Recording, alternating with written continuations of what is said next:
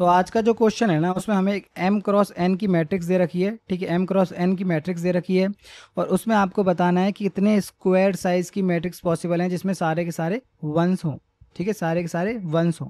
जैसे मान लेते हैं हमारे पास कोई एक मैट्रिक्स है 3/3 की, मान लो, या कुछ भी मान लो, आपके डायमेंशंस आपके ऊपर डिपेंड करता है, m क्रॉस n की है, ठीक है। तो जैसे मान लेते हैं ये हमारे पास कोई मैट्रिक्स है। अब यहाँ पे मैं क्या कर रहा हूँ, 1 1 1, ठीक है, 1 1 1 और 1 1 एंड 0, ठीक है।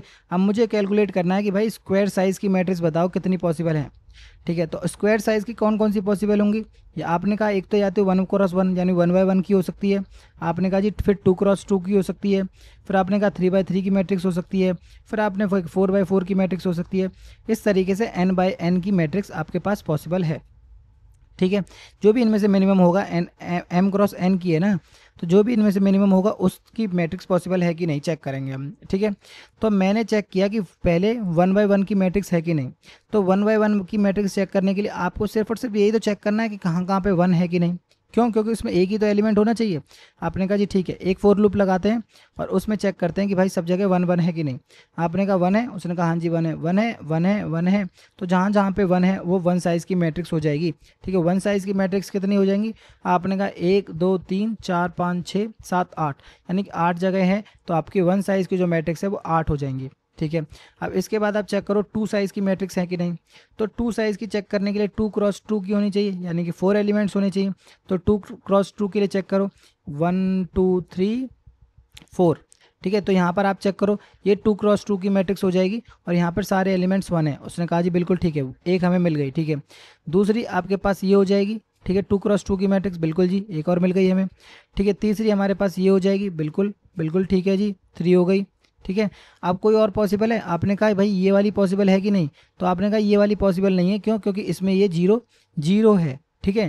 जबकि होना क्या चाहिए, सारे के सारे वंस होने चाहिए, सारे के सारे वंस होने चाहिए। तो इसका मतलब यहाँ पर 0, ठीक है। तो हमारे पास कितने पॉसिबिलिटी हैं, हमने बोला कि भाई मेरे पास जो 2 साइज़ की जो मैट्रिक्स है वो 3 है, ठीक है।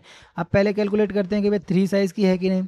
तो 3 साइज़ की कैलकुलेट कर लेंगे, 3 क्रॉस 3 की देखो, ठीक है। 3 क्रॉस 3 में क्या पॉसिबल है, आपने कहा जी 1 1 1 नहीं, 1 1 1 नहीं, सॉरी 1 1 1 हाँ जी, 1 1 हाँ जी 1 1, पर यहाँ पर ये जो 0 है, ये जो 0 है सबके खेल को बिगाड़ रहा है। तो इसका मतलब ये 3 क्रॉस 3 की मैट्रिक्स नहीं है हमारे पास, और 3 क्रॉस 3 की नहीं है, तो 4 की भी पॉसिबिलिटी नहीं है हमारे पास। तो हमारे पास कितने आंसर आ गए, 11 11 स्क्वायर मैट्रिक्स हमारे पास पॉसिबल है, ठीक है जी। आपको नहीं समझ आया कोई दिक्कत नहीं, एक और एग्जांपल करके देखते हैं तो उससे ज़्यादा क्लियरिटी हो जाएगी। एक और हम इसको कोई मैट्रिक्स लेके देखते हैं। जैसे मान लेते हैं हमारे पास एक और एक मैट्रिक्स है, आज भाई 1 1 1 1 1 1 1 1 1, और एक और जैसे एक और कोई इस तरीके से नंबर ले लेते हैं 1 0 1, ठीक है। तो अब मैं आपसे पूछूं कि भाई कैलकुलेट करो, कैलकुलेट करो। तो सबसे पहले आपके मन में क्या होगा कि पहले जी आप निकालो 1 साइज़ की, ठीक है, 1 साइज़ की। तो 1 साइज़ की कैलकुलेट करने के लिए आपको क्या करना है, सिर्फ और सिर्फ 1 चेक करने कहाँ कहाँ पे 1 है। तो 1 2 3 4 5 6 7 8 9 10 11, तो 1 साइज़ के जो हो गए आपके पास 11 हो गए, ठीक है। अगर मैं आपसे पूछ रहा हूँ कि 2 साइज़ के कैलकुलेट करो, तो 2 साइज़ के कैलकुलेट करने के लिए आपने बोला जी भाई 2/2 की होनी चाहिए। तो एक तो आपके पास ये हो गई, बिल्कुल जी ठीक है, क्योंकि सारे 1 है इसमें। फिर ये आपने बोला कि भाई एक ये हो गई, सारे 1 हैं इसमें। आपने आपने पूछा क्या भाई ये वाली पॉसिबल है, ये वाली जिसमें ये 0 आ रहा है। उसने कहा ये पॉसिबिलिटी नहीं है, क्यों? क्योंकि इसमें 0 आ रहा है, तो यानी कि इसमें ये स्क्वायर मैट्रिक्स नहीं है हमारी। स्क्वायर मैट्रिक्स है पर सारे वंस हों वो पॉसिबिलिटी नहीं है इसमें, ठीक है।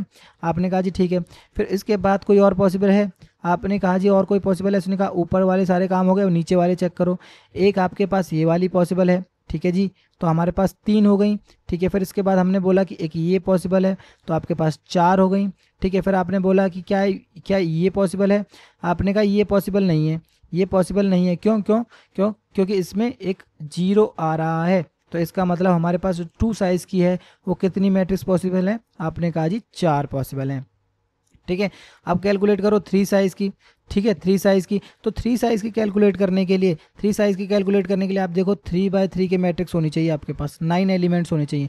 तो आप चेक करो, एक ये है, एक ये है, एक ये है, बिल्कुल ठीक बिल्कुल ठीक बिल्कुल ठीक बिल्कुल ठीक बिल्कुल ठीक बिल्कुल ठीक बिल्कुल ठीक। तो आपके पास ये वाली जो मैट्रिक्स है 3/3 की बन रही है, तो इसका मतलब 3/3 की भी आपके पास एक पॉसिबल है।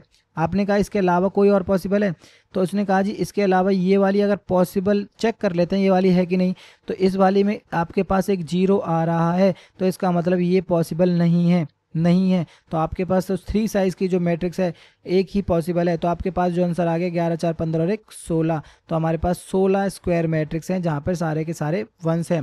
कैलकुलेशन थोड़ी मिसिंग हो तो एक बार आप चेक कर लेना, ठीक है, बट मेरे हिसाब से यहाँ पर 16 आंसर आएगा, ठीक है। तो अगर मैं आपसे पूछूं कि इसका ब्रूट फोर्स क्या रहेगा, ब्रूट फोर्स क्या रहेगा, तो आपने बोला कि जैसे मान लेते हैं ये कोई हमारे पास मैट्रिक्स है, ठीक है, 1 बाय 1, तो मैं सबसे पहले चेक कर रहा हूँ 1 साइज़ की, ठीक है, तो 1 साइज़ की, फिर मैं कह रहा हूँ 2 साइज़ की। 2 साइज़ की चेक करने के लिए आप इसके राइट में मूव करो, बॉटम में मूव करो और बॉटम डायगनली मूव करो, तो 1 बाय 1 करके आप चेक करो अगर 2 साइज़ की पॉसिबल है कि नहीं। अगर वो पॉसिबल है तो आप काउंट में बढ़ाओ, अदरवाइज नहीं, ठीक है। तो ब्रूट फोर्स में आपको 2 फोर लूप लगाने, एक मतलब इसको इटरेट करेगा, ठीक है, दूसरा मतलब कॉलम को इटरेट करेगा और चेक करता जाएगा साइज़ में, ठीक है, साइज़ में, ठीक है। 2 साइज़ के लिए आप 2 साइज़ के लिए चेक करो, फिर 3 साइज़ के लिए चेक करो, फिर 4 साइज़ के लिए चेक करो, इस तरीके से आपको सारे कैलकुलेट करने हैं, ठीक है। तो ब्रूट फोर्स का कोड तो कोई दिक्कत नहीं है लिखने में, ठीक है, 3 फोर लूप लगा दो और उसमें 1 बाय 1 करके चलते जाओ, ठीक है, कैलकुलेट करते जाओ साइज़ के लिए, ठीक है। अब दूसरा मेन काम है हमारे पास ऑप्टिमाइज अप्रोच लिखने का, ठीक है, ऑप्टिमाइज अप्रोच लिखने का। अब ऑप्टिमाइज अप्रोच के लिए आप ये चेक करो, जैसे मान लेते हैं हमारे पास ये कोई मैट्रिक्स है, ठीक है, आजा भाई 1 1 1 1 1 1 1 1 1, ठीक है।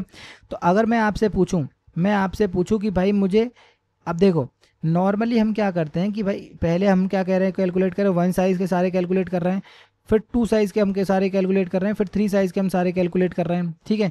तो इसी तरीके से हम यहाँ पे कैलकुलेट करने वाले हैं, पर ध्यान रखना जो 3 साइज़ का जब हम कैलकुलेट करेंगे तो हम मैनुअली 3 साइज़ का टोटल कैलकुलेट नहीं करेंगे, नहीं नहीं, हम चेक करेंगे कि भाई इससे पहले 2 साइज़ का पॉसिबल है कि नहीं। अगर 2 साइज़ का पॉसिबल है तो और मेरे नंबर से उसे ऐड करने में कुछ फ़ायदा हो रहा है, तो इसका मतलब है कि वो 3 साइज़ का भी पॉसिबल हो जाएगा उसमें। नहीं समझ आया, कोई दिक्कत नहीं। अब इसका देखते हैं एक बार एग्जांपल इसका यहाँ पर, ठीक है।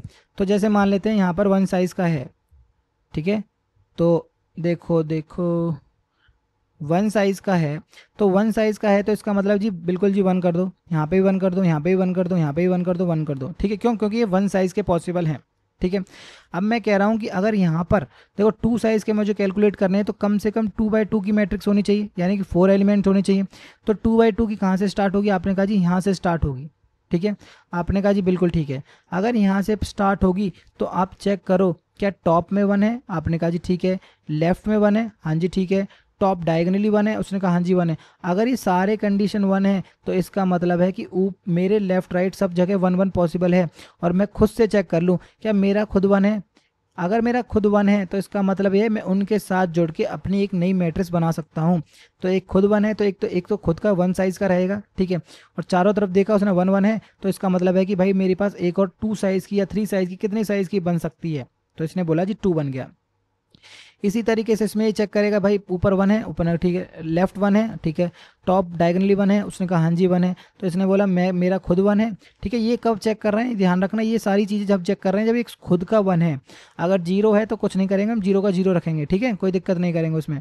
तो 1 + 1, ठीक है। एक तो 1 तो इसलिए क्योंकि वो सिंगल साइज़ का बनेगा, और 1 इसलिए क्योंकि ये बाकी उसके साथ मिलकर अटैच करके एक नई साइज़ का सब मैट्रिक्स बना रहा है, ठीक है।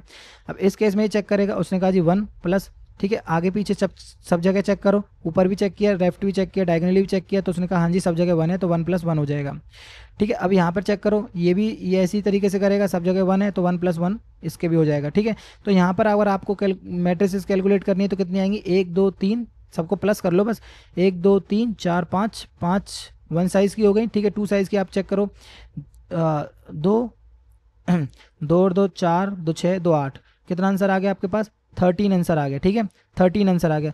पर यहाँ पर ध्यान रखना, 3 साइज़ की कोई पॉसिबल है? उसने कहा हाँ जी 3 साइज़ की पॉसिबल है, 3 साइज़ की पॉसिबल, पर हम क्या 3 साइज़ की कैलकुलेट कर पाए?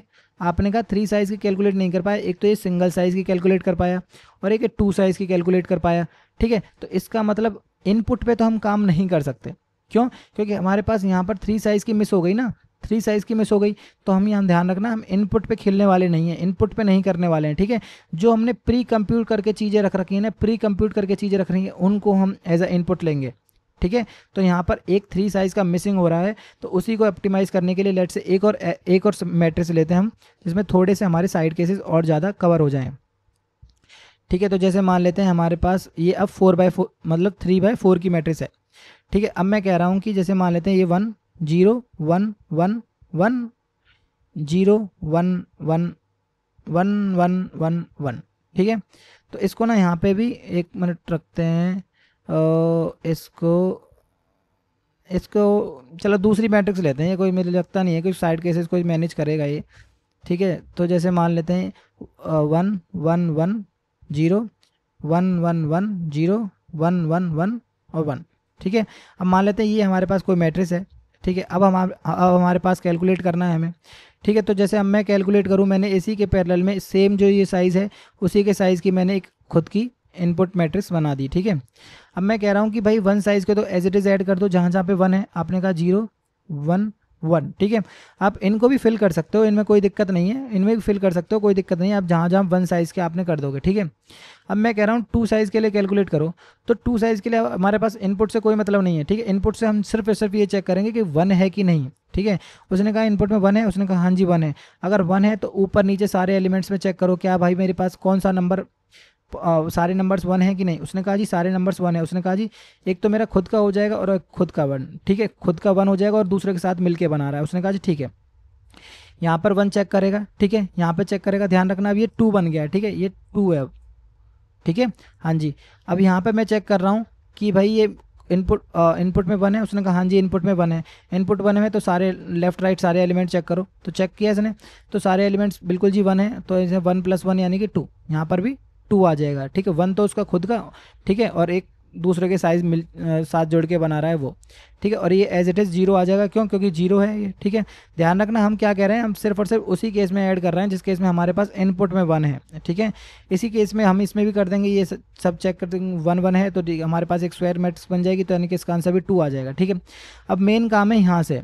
ठीक है, मेन काम है यहाँ से। अब यहाँ से चेक करने के लिए मेरे पास इनपुट 1 है, उसने कहा हाँ जी 1 है। ठीक है, तो अब ये यहाँ से चेक करेगा, यहाँ से चेक करेगा, यहाँ से चेक करेगा, तो इसने कहा कि भाई मेरे इनसे जस्ट ऊपर वाले एलिमेंट से मेरे पास स्क्वायर मैट्रिक्स बन पा रही है। क्या बन पा रही है, स्क्वायर मैट्रिक्स बन पा रही है। तो मैं कह रहा हूँ कि मेरे साथ इनके जुड़ने से कुछ और बन पाएगा कि नहीं। आपने कहा इन तीनों में से मिनिमम ले लो। आपने कहा मिनिमम क्यों ले लूँ, मिनिमम का रीज़न ये है कि भाई कौन सी मैट्रिक्स, जैसे मान लेते हैं ये 2/2 की बना रहा था, ये भी 1/1 की बना रहा था, ये 1/1 की बना रहा था, मान लेते हैं यहाँ पे 0 है। ठीक है, तो इस केस में इसका मतलब ये है कि भाई जो मिनिमम नंबर होगा उसी के साथ तो जुड़ के मेरे पास कुछ बनेगी ना। तो इन तीनों में से आपको मिनिमम नंबर लेना है। तो जैसे इन तीनों में से मिनिमम कितना है, 2 है, तो 2 तो ठीक है, 2 और प्लस 2 + 1 खुद की एक मैट्रिक्स बना पाएगा वो, तो 2 + 1 यानी कि 3। तो यानी कि इस केस में आपके पास 3 मैट्रिक्स बन पाएंगी इसको इनपुट लेके। आपने कहा एक तो एक खुद की, ठीक है, एक 2/2 की मैट्रिक्स, ठीक है, और एक इसकी 3/3 की मैट्रिक्स। ठीक है, तो आपके पास 3 आ गया आपके पास। ठीक है, अब यहाँ पर 1 आया। ठीक है, बिल्कुल 1 है। अब तीनों जगह से ये जो है, तीनों जगह से मिनिमम कितना है, तीनों जगह से मिनिमम है 0, तो 0 + 1 तो यानी कि खुद की मैट्रिक्स बनेगी, तो यानी कि इसका आंसर आ गया ऐसे 1। तो आपको क्या करना है, एक इनपुट आपको एक मैट्रिक्स बनानी है। ठीक है, मैट्रिक्स बनानी है, शुरुआत की रो और कॉलम को जो इनकी एज अ इनपुट है वो एज इट इज सेट कर देनी है। करने को आप पूरी मैट्रिक्स को भी सेट कर सकते हो, कोई दिक्कत नहीं है। ठीक है, कर सकते हो, पर हम क्या करेंगे, रो और कॉलम को 1 1 करेंगे। ठीक है, और उसके बाद हम सिर्फ और सिर्फ इनपुट में ये चेक करेंगे कि 1 है कि नहीं। अगर 1 है तो हम ये चेक करेंगे टॉप राइट और टॉप डायगनली में से जो मिनिमम है वो +1। 1 क्यों, क्योंकि मैं खुद भी तो सिंगल एक 1D एरे बना रहा हूँ ना। ठीक है, सॉरी 1 साइज़ का स्क्वायर मैट्रिक्स बना रहा हूँ ना। ठीक है, तो वो हम करेंगे, और बाकी इसके बाद हम सारे नंबर्स को कैलकुलेट कर लेंगे, प्लस कर लेंगे। 1 + 2 + 3 3 हो गए, 4 4 और 2 6, 2 8, 9 9 और 2 11, 11 और 3 14 और 1 15, तो 15 हमारे पास इसका आंसर आ जाएगा। ठीक है, अब इसका एक बार कोड करके देखते हैं, तो मुझे लगता है कोड से ज़्यादा क्लियरिटी हो जाएगी आपको, और इससे मे भी अगर ना समझ आया हो तो। ठीक है, पर ये क्वेश्चन किसका है, ये डीपी का क्वेश्चन है। ठीक है, टेबुलर फॉर्म में हम करने वाले हैं, टेबुलर फॉर्म में। ठीक है, तो आओ इसका एक बार कोड करके देखते हैं। कोड में भी हम सेम ही तरीके करने वाले हैं। क्या करने वाले हैं, एक डीपी मैट्रिक्स बनाएंगे, सेम साइज़ जो हमारे पास जो इनपुट है वो। तो लेट से मान लेते हैं हमारे पास जो नंबर ऑफ़ रोज़ हैं, ठीक है, रोज़ कितनी हो जाएंगी, जो भी आपके पास मैट्रिक्स है। ठीक है, मैट्रिक्स डॉट लेंथ, ठीक है जी, मैट्रिक्स डॉट लेंथ, ठीक है। इसके बाद हमारे पास कॉलम्स बना लो, इंट कॉलम्स, कितनी कॉलम्स होंगी हमारे पास, जो भी इसके मैट्रिक्स के 0th इंडेक्स पे जो वैल्यू पड़ी है उसकी जो लेंथ है वो आपके पास कॉलम्स हो जाएंगी, ठीक है। अब आपको क्या करना है, हमारे पास एक डीपी बनाना है, आपके पास एक डीपी बना लो, ठीक है, इंट, ठीक है, जो भी हमारे पास इनपुट साइज़ है वो एज इट इज़ बनाएंगे हम, ठीक है। DP is equals to new and, ठीक है, रोज़ कितनी होंगी इसमें, रोज़ जितनी भी हमारे पास इनपुट हैं वो रोज़ होंगी, और कॉलम्स कितने होंगे, जो भी हमारे पास इनपुट में कॉलम्स हैं वो, ठीक है। अब हमने क्या बोला था, हम फर्स्ट रो को मतलब जो भी इनपुट है उससे इनिशलाइज करेंगे, फर्स्ट कॉलम है उसको हम इनपुट से इनिशलाइज करेंगे, ठीक है। तो दो फोर लूप लगा लेते हैं, for and i is equals to 0 और i should be less than, कितनी कॉलम्स हैं, कितनी कॉलम्स है उससे हम चलेंगे, ठीक है, फर्स्ट रो को इनिशलाइज करने के लिए, ठीक है, और आई प्लस प्लस, ठीक है। तो अब हम क्या करने वाले हैं, डीपी के 0th इंडेक्स यानी कि फर्स्ट रो पे कहाँ गया, ठीक है, और उसके ith कॉलम पर क्या डालने वाले हैं, जो भी हमारे पास जो इनपुट है वो, ठीक है, इनपुट के 0th रो पे और ith कॉलम पे जो वैल्यू है हम एज इट इज़ उसको डाल देंगे, ठीक है। तो ये हमने कॉलम्स को इनिशलाइज कर दिया। अब इसके बाद हम रो को इनिशलाइज करेंगे और इसके जस्ट हम लिख देंगे रोज़, ठीक है जी। अब यहाँ पर जो आई आएगा यहाँ पर रोज़ आ जाएगा और कॉलम्स की जगह पे 0 आएगा, यानी कि फर्स्ट कॉलम को हम इनिशलाइज करेंगे, सेम यहाँ पर आई करेंगे और आप इनपुट में से 0th कॉलम को ले लोगे, ठीक है। तो इस केस में हमारे पास 0 रो और 0th कॉलम हमने इनिशलाइज कर दिया, ठीक है। अब इसके बाद हमें क्या करना है, बस कुछ मत करो, int i is equals to 1, मतलब हम फर्स्ट रो फर्स्ट कॉलम से स्टार्ट करेंगे, ठीक है। I should be less than, ये हम क्या होंगे, ये हमारे पास होंगी रोज़, ठीक है जी, आपने रोज़ किया, ठीक है, और आई प्लस प्लस, ठीक है। और इसके बाद हम क्या करेंगे, फोर हम चलाएंगे जे को, जे शुड बी 1, ठीक है, और j should be less then कहाँ से होगा, कॉलम्स तक, ठीक है, कॉलम्स और जे प्लस प्लस, ठीक है। अब इसके बाद हमें सिर्फ ये चेक करना है कि भाई ये ith रो और jth कॉलम क्या 1 है कि नहीं। तो वो कहाँ से चेक करेंगे, हम चेक करेंगे इनपुट से इफ़ मैट्रिक्स ऑफ ith रो, ठीक है, और jth कॉलम क्या अगर ये 1 है तो हम अपना कुछ करेंगे, अदरवाइज हम कुछ नहीं करेंगे। डीपी के ith रो और jth कॉलम पर हम 0 इनिशलाइज कर देंगे। ये करने की ज़रूरत भी नहीं है वैसे, क्योंकि डिफ़ॉल्ट 0 रहता है, बट हमने कर दिया है सेफ साइड, ठीक है। अब अगर ये 1 है तो हमें क्या करना है, टॉप लेफ्ट और टॉप डायगनली, तो उसमें से हमें मिनिमम कैलकुलेट करना है, उसमें +1 कर देना है, ठीक है। तो डीपी के आई जे पे क्या होगा, 1 प्लस यानी खुद का, ठीक है, और जो मैथ डॉट मिन, तीनों साइड में से जो मिनिमम है, कौन कौन सी साइड से मिनिमम है, आपने कहा जी डीपी, ठीक है, यानी लेफ्ट साइड यानी कॉलम को मैंने डिक्रीज किया है, तो यानी कि रो सेम रहेगी और कॉलम की वैल्यू को मैंने -1 कर दिया, ठीक है। और दूसरा क्या है, मैं ऊपर जा रहा हूँ, ठीक है, यानी कि जस्ट ऊपर जा रहा हूँ, तो इसका मतलब ये है कि मेरा कॉलम सेम रहेगा, मैंने रो को डिक्रीज़ किया है, तो यानी कि कॉलम सेम रहेगा, ठीक है। अब मैं क्या कह रहा हूँ, डायगनली जा रहा हूँ, अगर डायगनली जा रहे हो तो भाई रो की वैल्यू को भी डिक्रीज़ करना पड़ेगा और कॉलम की वैल्यू को भी डिक्रीज़ करना पड़ेगा, ठीक है। तो इन तीनों में से जो मिनिमम आया मैंने उसमें +1 कर दिया और मेरे पास डीपी बन गया, ठीक है। अब इसके बाद मुझे क्या करना है, जस्ट जहाँ जहाँ पे मेरे पास नंबर्स हैं उनको सम कर लो। तो लेट से मान लेते हैं हमारे पास इंट काउंट की वैल्यू 0 है, ठीक है, और एज इट इज़ इस काउंट को हमें यहाँ से रिटर्न कर देना है, ठीक है। और बस फोर लूप लगा दो एक बार, और for int i should be 0, i should be less than rows, ठीक है, और आई प्लस प्लस, इसी तरीके से हम कॉलम पे इटरेट करेंगे। For int j should be 0 और j should be less than columns, ठीक है, और जे प्लस प्लस, ठीक है। और अब हमें क्या करना है, कॉलम की काउंट की वैल्यू को बस प्लस कर देना है, काउंट प्लस इक्वल्स टू, कहाँ से करना है, इनपुट से कि डीपी से, आपने कहा डीपी से, भाई डीपी में तो वैल्यू डाली है, डीपी के आई और जे जो वैल्यू पड़ी है वो एज इट इज़ आप प्लस कर दे जाओ काउंट में, और एज इट इज़ काउंट को रिटर्न कर दो, बस यही है कोड। अब इसको एक बार रन करके देख लो, तो रन करने में दिक्कत तो आ सकती है मेरे हिसाब से। क्या कह रहा है, बिल्कुल चेक करते हैं क्या कह रहा है, 1 प्लस मैथ डॉट मिन int is not applicable, actual and formal list is different length. अच्छा मान लेते हैं ये 2 हैं शायद इसमें, ठीक है, 2 ही ले पाएगा ये, तो 2 ले पाएगा, तो इसको एक बार लिख लेते हैं मैथ डॉट मिन, इसको भी हम लिख लेते हैं, यहाँ से हटाओ मैथ डॉट मिन, ये इनमें से कुछ भी रिटर्न करेगा वो, फिर उन दोनों में से रिटर्न करेगा वो, ठीक है। तो मान लेते हैं अब इन दोनों में से रिटर्न करके दे देगा तो कोई दिक्कत, ठीक है। तो रन तो ये हो गया, अब इसको एक बार सबमिट करके देख लो, तो सबमिट भी हो जाना चाहिए जब रन हो गया तो, ठीक है। तो सबमिट भी हो गया। बस इतनी ही थी वीडियो, अगर अच्छी लगी हो तो लाइक वाइक कर लेना, और ज़्यादा अच्छी लगी हो सब्सक्राइब कर लेना। तो मिलते हैं नेक्स्ट वीडियो में, थैंक यू।